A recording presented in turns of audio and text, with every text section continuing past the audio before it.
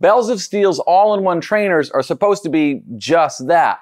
Imagine a full power rack you can squat, bench press, or pretty much do any rack exercise in, with a functional trainer built into it, and not only that, but you can lat pull down and low row as well. All of that in one space-saving and budget-friendly package sounds pretty amazing, right? Well, I've got some complaints, so this is probably a good time to say these were sent for free for the review, but that's not going to stop me from being very honest about them. If you decide this video is helpful and want to support the channel, you can check them out in the links below. That being said, anytime you combine a bunch of stuff, you've got to sacrifice something. So while I think these are great in a lot of ways and an excellent choice for the right person, there's also some flaws, build quality issues, and some things these just can't do. We have both versions for this review. The plate-loaded variation is cheaper since they're not shipping that heavy stack, but that's not the only difference between them. The weight stack variation is a little bit more of a premium option. It'll be more stable with that 210-pound stack and quicker to adjust since you're just moving a pin. But in the end, they both do the same things, even if a little differently.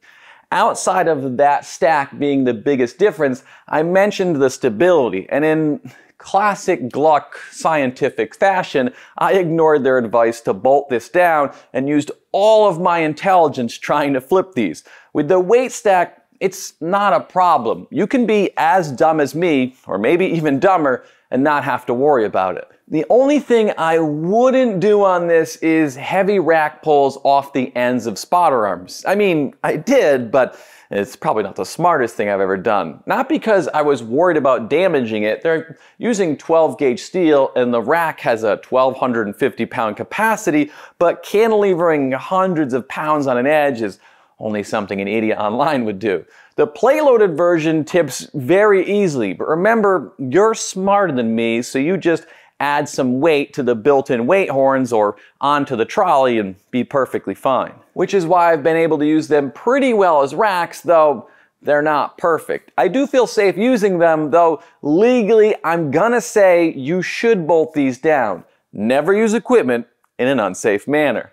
The fact that these can be used as a rack is a big advantage they have over other similar offerings from companies like Titan or Valor Fitness with their plate-loaded functional trainers, and that's because Bells has turned these uprights to face forward rather than tilting them outwards, so they function just like a normal set of uprights, and the all-in-one actually works pretty well as a rack. I've used these for bench press without issue and even squatted in them, although I will say, though there's plenty of space for your feet to get underneath you so you can safely rack and unrack the bar, your face might end up a little close to that center upright.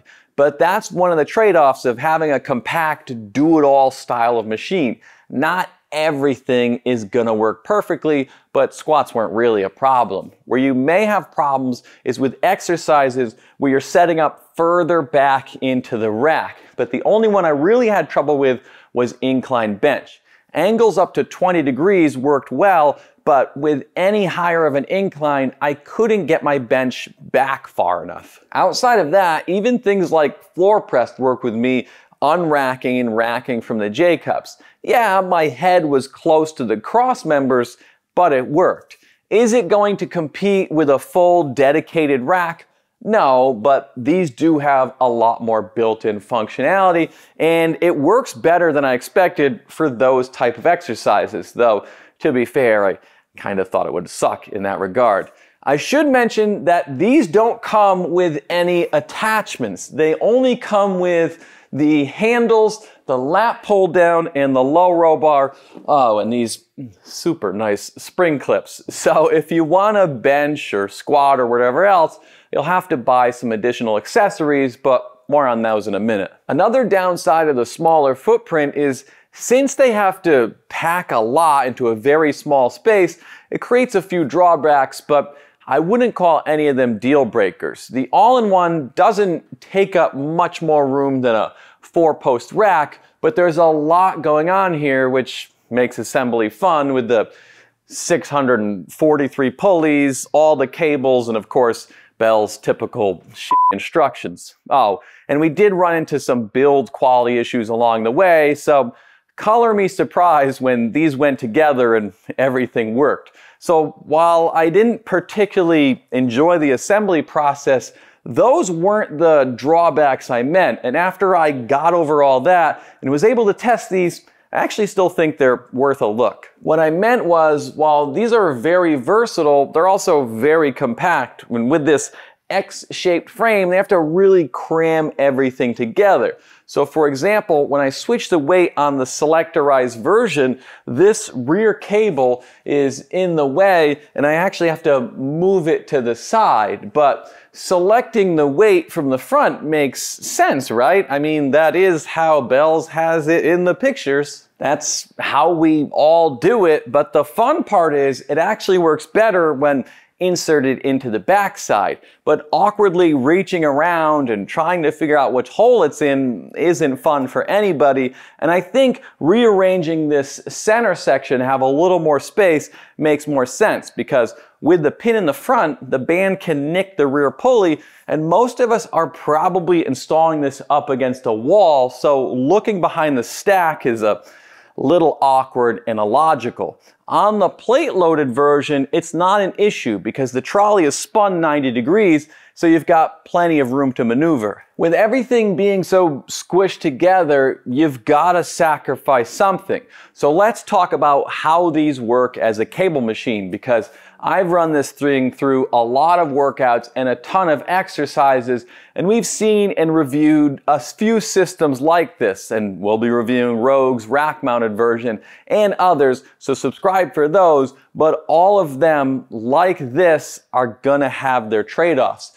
These uprights are just over 44 inches apart. That's a little further than Rogue's Monster if you were to put something like the dialed motion system on it, Rep's Aries, or rack-mounted Athenas, or other rack cable systems. So if you're looking for super wide flies where you're getting a cardio session in trying to get from one handle to the other, you may find rack systems like this a little narrow, but I don't mind them, and I tend to do a lot of single arm flies in my workout anyway, so that is one way you could overcome it. Actually, flies are a good way to demonstrate the pulley ratios of these machines. The outside pulleys have a 2-to-1 ratio, so with 20 pounds on here and me using one cable, I feel 10 pounds of resistance and have plenty of cable to do various exercises with. But when you're using them together, you've only got the one stack. So even though my arms are still going to feel 10 pounds of resistance each, with that one stack, it effectively becomes a 1-to-1 ratio. Now, why does that matter? Well, now you're much more limited in your cable travel. It hasn't affected me on any bilateral chest flies. I've done every variation I could come up with, and although I have to position myself close to the machine, they work. The only exercise I haven't been able to pull off are rear delt flies. They're just not enough cable to do both arms at once, though again, you'll have no issues doing one at a time. That single stack also means you can't have two people using this at the same time, though it does simplify lat pull downs and low rows because you're not doing any weird weight stack combination magic to get two stacks to act as one. When pulling from the center sections, that's your lat pull down and low row, these pulleys have 1-to-1 ratios. So you shouldn't have any issues with cable length or even weight, because I doubt most of us are maxing out the 300-pound weight capacity. And at 6 foot, I can get a full range of motion without having to sit on the floor, because the pull point on the all-in-one is mounted up higher than on Bells of Steel's cable towers. Those are another compact option, but you'll have to sit on the floor with them, even though the cable towers and all-in-ones are the same height. With either one of those, you're gonna have to do some awkward straddling for lat pull downs, but at least with the all-in-ones, you should be able to use Bell's 60mm leg rollers to hold you in place during those heavy pulls. Unfortunately, I don't have any of those to test that, but Bell's does have a pretty good lineup of 60mm attachments for this thing, which, much like the rack aspect of the all-in-one, really add to its versatility. Adding a landmine lets you do even more with these, and these attachments are another advantage Bell's has over others. They've got holes along the cross members and four-way hole spacing on the uprights, unlike other options. So you can use a dip attachment or throw their seal row pad on, for example. One thing to note is the uprights and cross members are made from 60mm square tubing, so 2.3 inches, and have 5/8 inch holes, meaning you're limited to using the accessories that Bell's offers. But back to the lat and low row. With this mounted up so high, height shouldn't be an issue, except on pull-ups where you'll have to tuck your feet. The low row is similar to other budget machines like this. You'll have to sit on the floor, but you can at least brace against the cross member, and outside of my butt getting a little cold sometimes and the low row pull point being a little low, I do think it works well enough.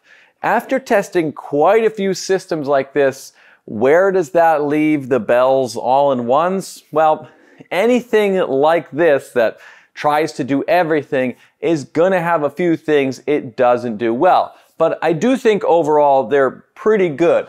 The aluminum pulleys they're using means they pull smoothly from any spot. I do think the selectorized trolley is a little smoother and better made than the plate-loaded one, but you'll have to weigh out if it's worth the $400 price difference. Yeah, the build quality isn't gonna blow you away on these or the attachments, but Bell's has added some nice touches on these, like the hooks to hang things off of on both sides. Now, even if this design isn't completely original, it's not. They stand out from others by adding things like the rack functionality, the four-way hole spacing on the uprights. There are some tweaks that would have been nice, like having numbered uprights, but I'm not sure I've seen something that does as much as these do in such a small footprint at these prices. And I think these are going to work very well for a lot of people, but if you know of another piece like this you'd like us to review, then let us know down in the comments. Check out this video here to see an even smaller cable solution. Thanks to our Patreons, links in the description, and thanks for watching.